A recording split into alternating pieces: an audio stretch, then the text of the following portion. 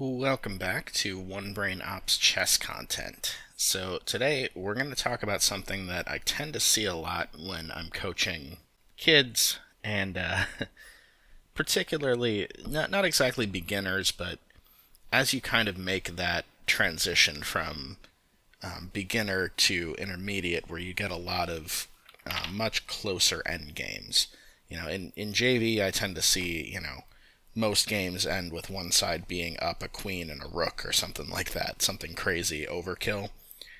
But as you get a little bit stronger, your opponents tend to get stronger too, and I see a lot of end games that kind of turn on a dime. So today we're going to look at some examples from my games over the years that have featured one side having a drawn end game and then turning that draw into a loss. Okay, so the first position we're going to look at is from a tournament game that I played many years ago. This position is white to move. So this is going to be the first kind of pause the video moment here. But before you do that, there are three possible legal moves. White can choose between king b8, king a7, or pawn a7. And I drew the three arrows in different colors there just to make them a little more visible.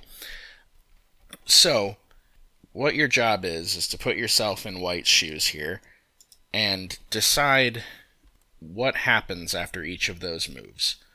Do you win, do you lose, or is it a draw after each of those three possible moves? So go ahead and pause the video and calculate. So, if you did go and look at all three options, the first one that you should rule out is king b8. And this one it's pretty clear why. So if king b8, the problem is that the a6 pawn just hangs. And so this is going to turn into a loss for white very quickly. There's a pattern that repeats itself to pick up this last pawn, so I'll show how it works. The king can try to come out, and as black you just check with the queen, and then if the king steps away from the pawn, you go behind the pawn, and then when the king comes to defend it, you check the king, and the king has to step in front. And every time the king steps in front, the black king can get closer. And then when the king comes out, you just repeat that same pattern. Just check, and in this case, the king has to go back in front. If the king ever tries to come this way, well, just check it through, and it's fine. And something like this could happen. And you just repeat the same pattern and force the king in front of the pawn. And you see how this works. Eventually, black's king is going to get close enough that you'll be able to capture it. And this pattern, by the way, works if it's a knight pawn or if it's a center pawn. It does not work if it's a rook pawn or a bishop pawn because of stalemate tricks. So if this pawn was on either the A or the C file, white would have access to moving the king to the corner after it's checked, and there are stalemate tricks there. So that's a topic for another video perhaps in the future. Yeah, in this case though, with it being a knight pawn, it's an easy win for black. So backing up, going back to the start here, king b8 is out. The next possibility is king a7. So if you play this, well, the threat is just to promote this pawn, so black has to stop that. And in fact, in the game, I was preparing for king a7, and my plan was just to play queen c7, which forces the king back to a8, and then black has nothing better than to pin the pawn again and repeat the position. So this results in a draw. Okay, so we know that one move loses and one move draws. So, what about this final move? Does this move win? Well, a7 is what my opponent played in the game. And if you found the correct move here for black, then congratulations, you are as good as I was when I was in high school. Not really, this is one example. But anyway, the correct move now is queen d5. So the point is, maintain the pin. The only legal move for white is king b8, and then queen d8 is mate. And that's forced. So it's actually a front rank mate, bizarrely, rather than a back rank mate. And my opponent in the game missed this and thought that she may have a chance to win with a7, seeing that she would lose after king b8 and draw after king a7. She thought a7 was her only chance for a win. In fact, it's just the fastest way to lose after queen d5. Okay, so that's one example of, in this case, white turned a draw into a loss. Now we're going to look at another example. So in this next example, this one is black to move. This was a game where I had white. And again, this endgame is a very easy draw if black plays it correctly. So the last move, white actually just took the opposition here. So white played king f4.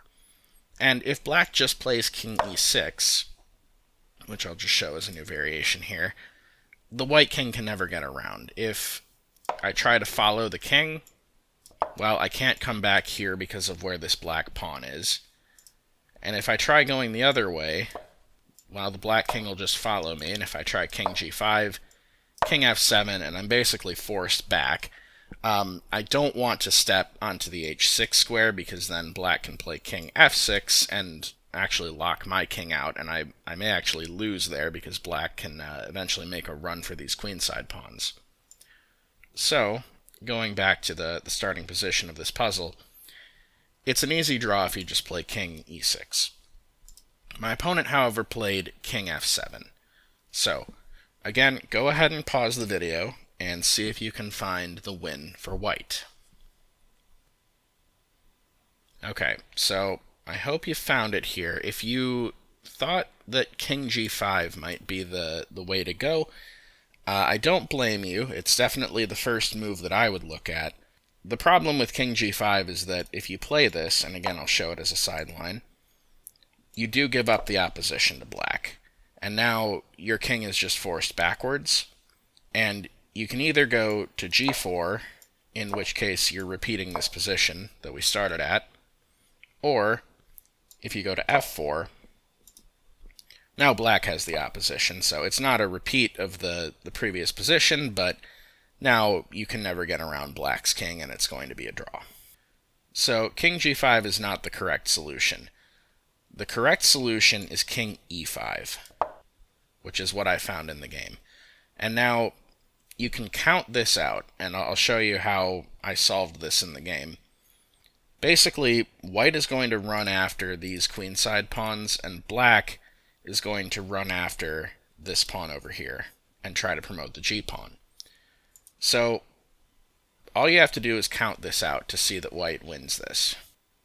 So 1, 2, 3, 4, 5 with the king, and then 6, 7, 8, 9 for the pawn to promote. And I used arrows there for the pawn because it's overlapping on the c5 square. They both need to move to c5 at some point in that sequence. But that's 9 moves for white, and now if you count out for black, 1, 2, 3, 4, 5, 6, 7, 8, 9. So, white will promote 1 move before black does. But now look at where the kings and queens end up. And you should spot an easy simplification tactic. So, the white king is going to be on b7, the white queen is going to be on c8, the black king is going to be on h4 where it captured this pawn, and the black queen is going to be on g1, and it's going to be white's move. So, the tactic is very simply queen check, the king is forced to move to the g-file, you check the king again, the king has to move out of the way, and then you trade the queens. And after all that, white will be able to eat this last pawn and promote again. So I drew a bunch of arrows and highlighted squares to show that, but now I'll actually move the pieces. So 1, 2, 3, 4, 5, 6, 7, 8, 9. Both sides promote, and then it's queen h8 check, king g3, and queen g8. And black resigned here in the game, but the plan is simple. We're just going to trade the queens and then capture here, and it's an easy win for white now. And I do want to just point out one more thing. If we go back to that original position, so king f7, of course, going to e6 would have been the draw here. King g7 instead does make it a little bit more difficult, only because black actually then promotes one move ahead of white if you do that whole same sequence. It's still going to be ultimately a win for white, but it's a lot harder. Because black gets to move their queen first, they can check you, and you have to find a way to get out of check, win black's last pawn, and then promote, all while black still has a queen on the board. So it's still winning for white, but it's more challenging if you can't just instantly trade off the queens. So if you solved that one, then congratulations, you saw a tactic that was 12 moves away, because 9 for the promotion, and then 10, 11, 12 to pick up the queen there and trade the queens off. So yeah, that's an impressive one to find. So good job if you found that one. Okay, next position we're going to look at. Okay, so this next example is from a Elite Chess game that I played a couple of months ago. And in this game I had black. And in this particular position, it's a slight edge for black. It's minus 0.5, so ultimately probably a draw with accurate play. And this is where white started to go wrong. So white played rook f7. So that move by itself is not losing yet. It's still under minus, or well, it's still above -1. It's about minus 0.9. So it's not a good move for sure, but it's still okay.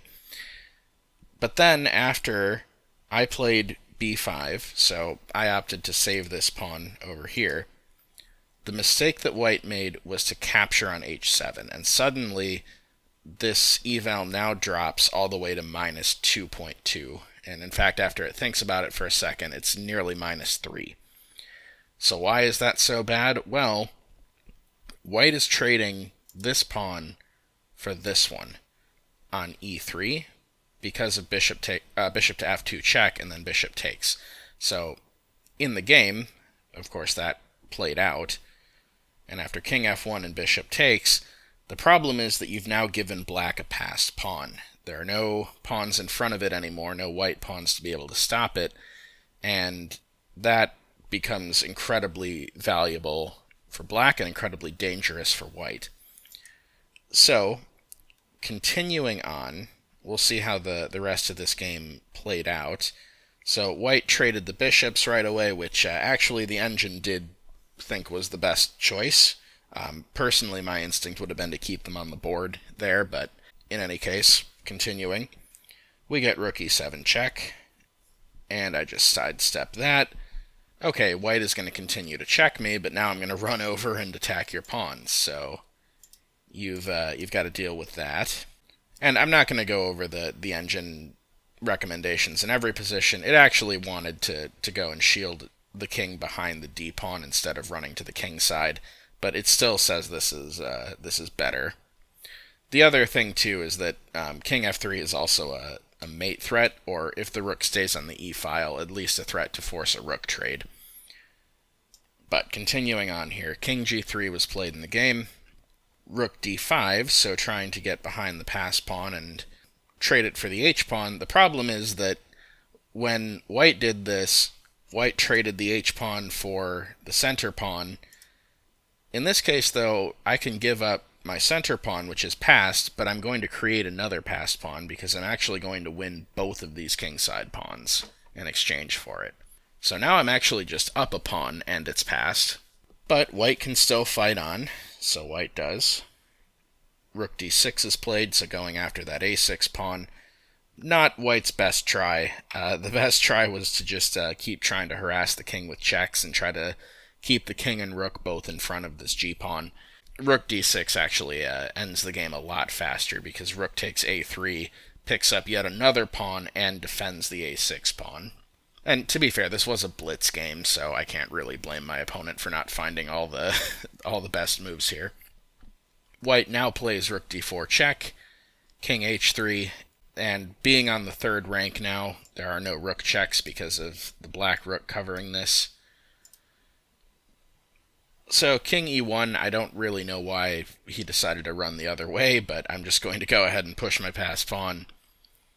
King d2, trying to get away. It's not going to help. And then rook d8, so the idea of trying to just get behind and give checks. That doesn't quite work, though, either. Rook a2 check first, king back to e1, and now pawn to g2. And, of course, there's an immediate threat of promotion, so white has to stop that. White plays check first, but now because the rook is covering this, the idea is just to bring the king all the way back down. And also importantly, these two squares are covered so the king cannot approach the pawn. So the pawn is actually going to be safe on that square for as long as I need it to be. So the rook just keeps checking, and I'm just going to bring the king back down. And then rather than checking me one more time and allowing me to play king f7 with covering both of these squares, white decides to get behind the pawn and stop the promotion, but it doesn't actually work.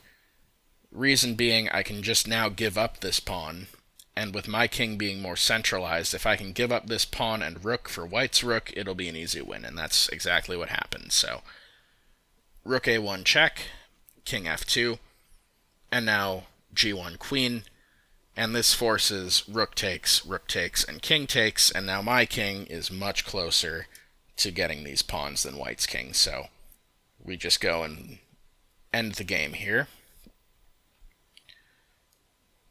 And then I could have played some of these moves slightly more accurately, but I'm just kind of speeding through it. And you do have to be careful with the corner not to stalemate. Like, for example, king c2 would be a stalemate here, but I was never going to make that mistake. Also, a2 would be a stalemate as well. So, b2 check, and then you can just give up this pawn, and this forces the promotion through. And the pattern here, this is actually a mate in 3. White resigned here, but if he had continued with king a3, which is the only move, you can now promote to a queen. Again, the only move is king a4, and then you actually cut off the square here so that it has to back up and then mate on either of these two squares. Oop. There, either of those two squares. In any case, that's the pattern to know if you're ever promoting that knight pawn with your king at the end. That's just the fastest win. Okay, so next example is also going to be from a Lichess game. So this example is actually from a Lichess game that I played just a few days ago at the time of recording. This is not necessarily the best example of the theme here, but it does fit, because this position is actually equal according to the engine. You see that it's a bishop versus knight endgame. And I had black in this game, and this was the move where, according to the engine anyway, white lost the advantage. Ultimately, this is a really hard ending for a human to play, knight against a bishop, but we're going to kind of just see an example of how you can play these endings if you have the side with the bishop. So, in terms of how to hold this draw, white basically should just rotate the knight around. So it wants to play knight d2 here and just kind of control these light squares for the moment. Eventually it can come around to either b3 or c4 and try to get in on the queen side, but really ultimately the plan is just kind of to hold your ground with white and just wait for black to try to advance, because black doesn't have a good way in right now. White's king is actually doing a pretty good job there in the center of holding off black's king. So the mistake, though, that my opponent made was to play e4 check, and suddenly this goes from an even evaluation, and once the engine thinks about it for a minute, it actually says it's about -2. The reason that this is a weakening move is that it's fixing this pawn here, and it also is leaving the f2 pawn vulnerable, and right now it is under attack. So after I get out of check, white has to do something about this and plays king d2. But now this king that was well centralized here and doing a good job of holding off the black king is tied down defending the pawn instead.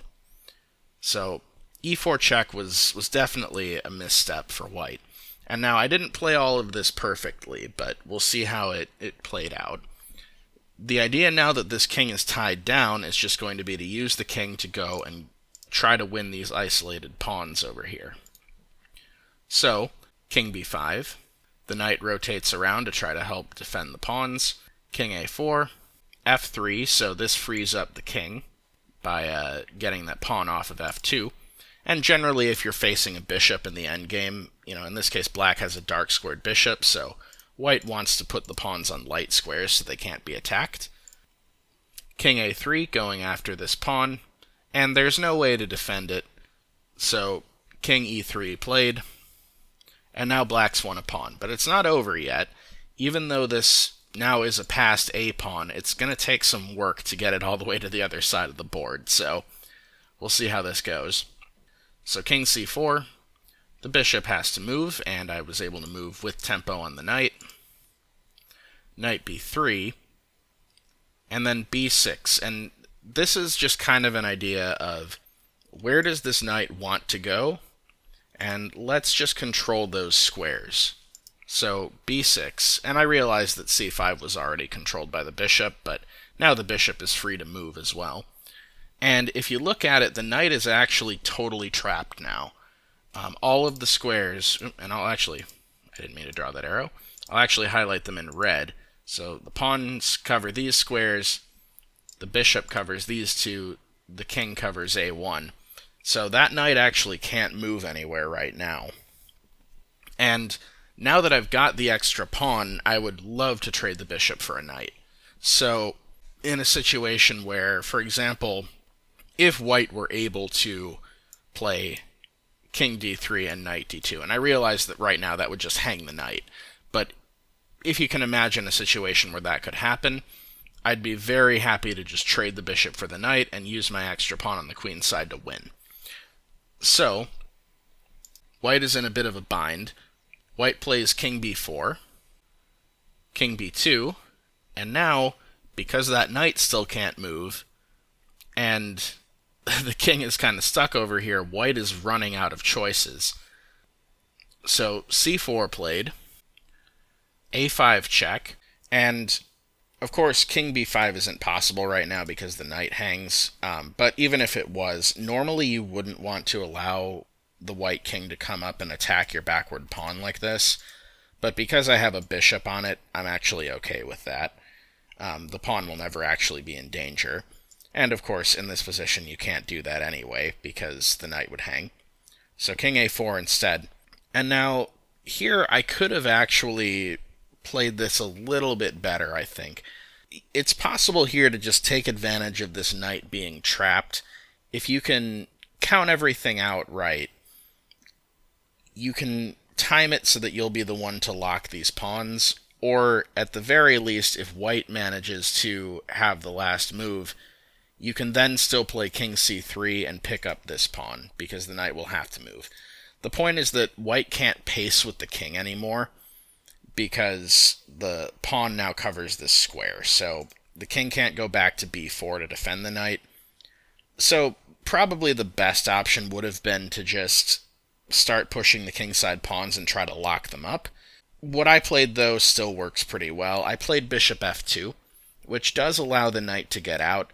The point, though, is that if it moves, I'm still going to fork the knight and pawn and pick up that pawn. So my idea was very similar to the idea of just locking the pawns. So g3, and again, if I decide to go ahead and lock the pawns, that'll work just fine. I instead just played king c3 right away, because there's no way to defend this pawn on c4 now. So f4 played. King takes c4, and it doesn't matter if I take here first, really. It's better not to, because if you capture here, and I'll show this as a sideline. I play white? I've almost forgotten how to do that. Oh, one time I forgot to turn off Fritz in this video, sorry. So yeah, if you take, the problem is that white can actually create a passed pawn. It's not dangerous, because your king is in plenty of time to stop it, but it's just annoying to have to come back and deal with it, so I decided instead of that to just allow white to capture so that none of these pawns becomes passed. So instead, you just take c4 immediately, f takes, and then, yeah, b5 check. This actually wins the knight. Well, it wins the knight, of course, if he captures here. After king takes, so again, I'll just show this as a sideline. In the game, king a3 was played to defend the knight. But if king takes, you take the knight, and you can give up this pawn as well. The point is, now that I have an extra piece, I'll be able to make the last move in every situation, and so I can always force white's king to move away from the pawns. So, just as an example here.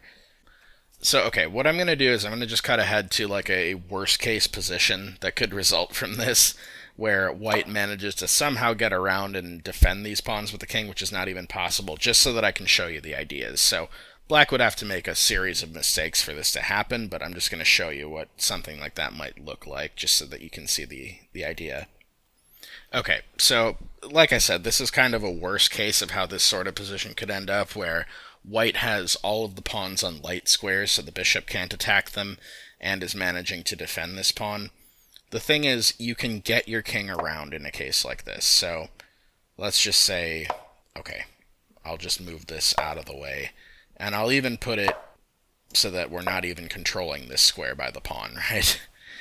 So, say we get a position like this, right? Now, normally, black would have trouble getting around white's king, but because I can always just waste a move with the bishop, I can force my way in. Right now the king can't come back here. So it's going to have to either move away on this move, so go to the second rank, or move to the f3 square, and then it'll have to move away on the next move, and then we just break through. So that's sort of the underlying idea of why going all the way back, and you can see how I created this made-up situation as I quickly rewind it here. So yeah, you can see why going back to here, that's the underlying idea of why I'm okay with trading both of these pawns for the knight. It's going to be an easy win no matter what. It's a lot easier than I made it in that last position, and even that was pretty easy. So, continuing on with the actual game. King a3. And now I take back on e5. So, knight takes with check here. And king c3. So basically I traded the a pawn for the c pawn in all of that, which is completely fine because I'm making progress with my passed b pawn now. Right now there's an alleyway here to get it all the way up to b2. And then if my king can make it up here, I'll be able to cover b1 square as well.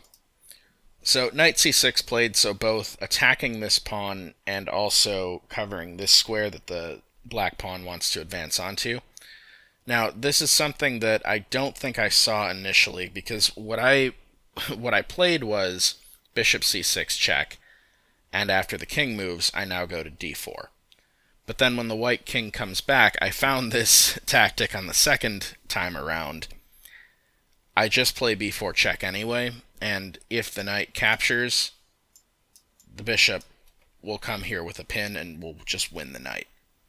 So, instead, king a2, b3 check, king b1, and then, instead of b2 immediately, king to d3. So, it is a little bit annoying for me that my bishop cannot control the promotion square.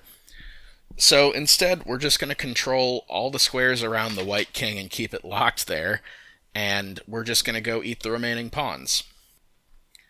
So, white comes back to try to take the pawn. We just push it up to b2. Knight b3. We're just going to go ahead and eat the white pawns. White finally decides to trade the knight for the bishop, which is completely fine. And again, I'm okay with losing this b pawn because I have a new passer here on e5. And then it's just a simple matter of promoting the pawn.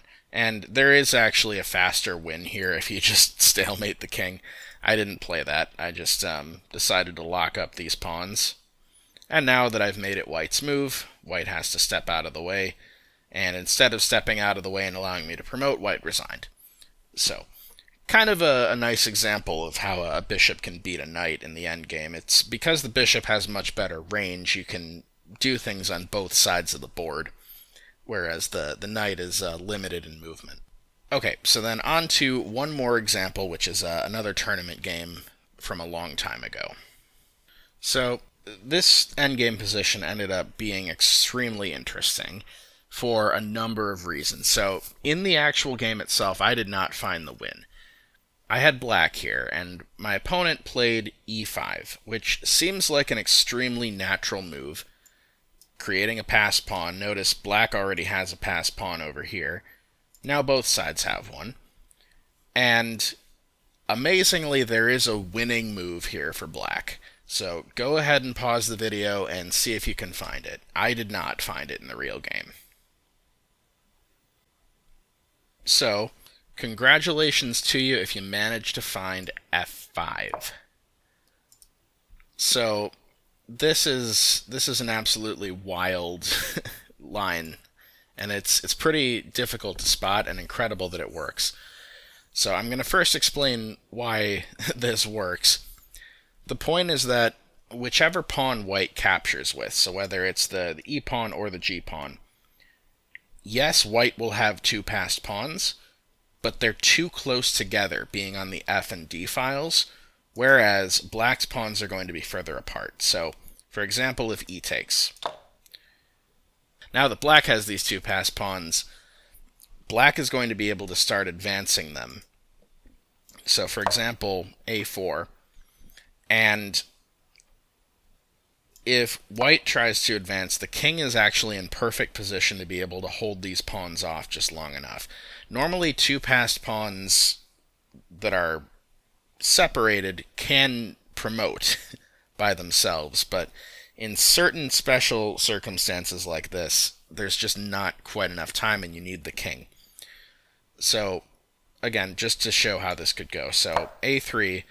Now, if you remember the square of the pawn from a previous video here, white needs to get inside that square to stop the a-pawn, and as soon as white makes a move toward the a-pawn, you advance the e-pawn. And you can see that if white takes the time to go eat this, he's going to end up being too slow to stop the e-pawn from queening. So, if instead white tries to just push through, well, black's king is just close enough to stop it. And something like f6 check doesn't work because after king takes d7, the king is still close enough to stop the second pawn. So having them just one file apart like that isn't enough, and eventually black is going to get one of these pawns through because white is going to have to stop one or the other. So that is an amazing endgame tactic that I missed in the real game. But I'm going to show you something else cool about this position. What I played was king e7, and now white plays c4. And the amazing thing about this is that now f5 no longer works. So if you play f5 now, with the same idea of creating those two disparate passed pawns, right? So that same idea here, you're now completely lost. This is now like +7, and then when the engine thinks about it, eventually it's probably going to find a forced mate. So I'll show you why. The point is that now that this pawn has made it up to c4, after pawn takes, if you try advancing, white has this clever move c5, which, again, doesn't seem like the most obvious thing, but it works because, again, white just needs another passed pawn that's a little bit further away from this passed f pawn. It didn't work when it was just the f and d pawns because there's only one file in between. But if white can get a passed pawn all the way over on the b file, or even just pushing this ahead to c6 would work too, having them that far apart the king won't be able to stop both. And because white's pawns are just one rank further up the board, right? All of these white pawns are on the fifth rank. Black has one pawn on the fifth rank and one on the fourth rank, I should say, black's fifth rank, and then one here on e5. White is just barely faster. So I'm going to just play this out. I'm going to show the top engine moves here and just show how this could go. So after c5 is played, so a3, now white needs to go stop that pawn, so king c2. And then, okay, the same idea from before. Now that the king has gone after this pawn, we're going to push the other one. But now, white actually has this nice move, d6 check, because the pawn is defended. And I believe actually, and I'm just going to check with an engine real quick, I believe that taking on b6 also works. It's just not quite as easy if you take on b6. But in fact, just to illustrate the point, I'll show this line instead. So you take b6, and then the engine wants to just play a2, king b2, and then e3, and then just b7. And there's no stopping this pawn.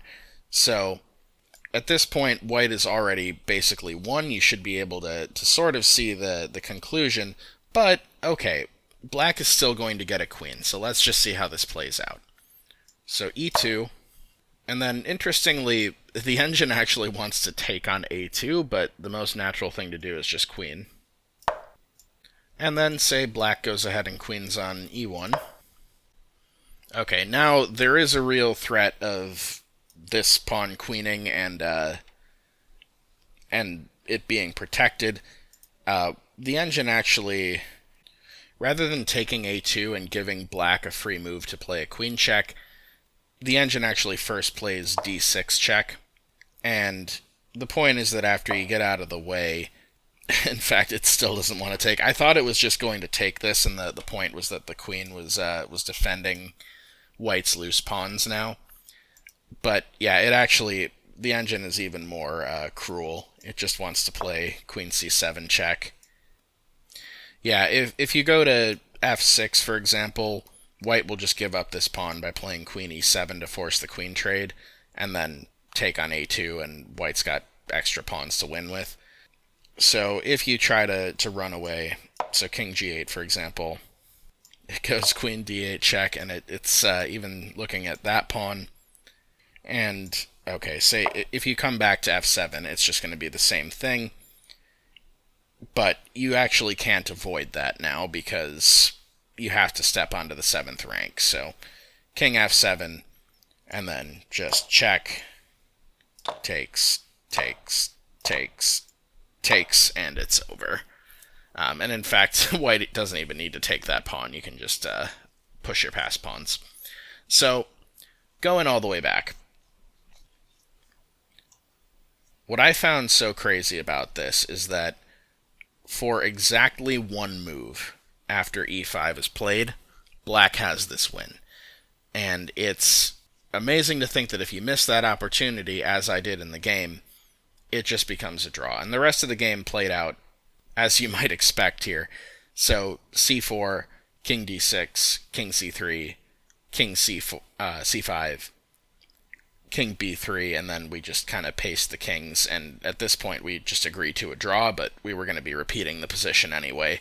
My intent was just to pace on these two squares, basically. And white can never get through. So, yeah, it's pretty incredible that just for that one move, because this pawn hasn't made it to c4 yet, this win for black becomes available. So, the lesson to learn from all these examples is you cannot fall asleep in the endgame. Even an endgame that looks completely drawn can turn into a win in one move. So I hope that you took something away from this video and these endgames, if you either learned something or if you just enjoyed seeing some of my old games. So thank you for watching One Brain Ops. See you next time.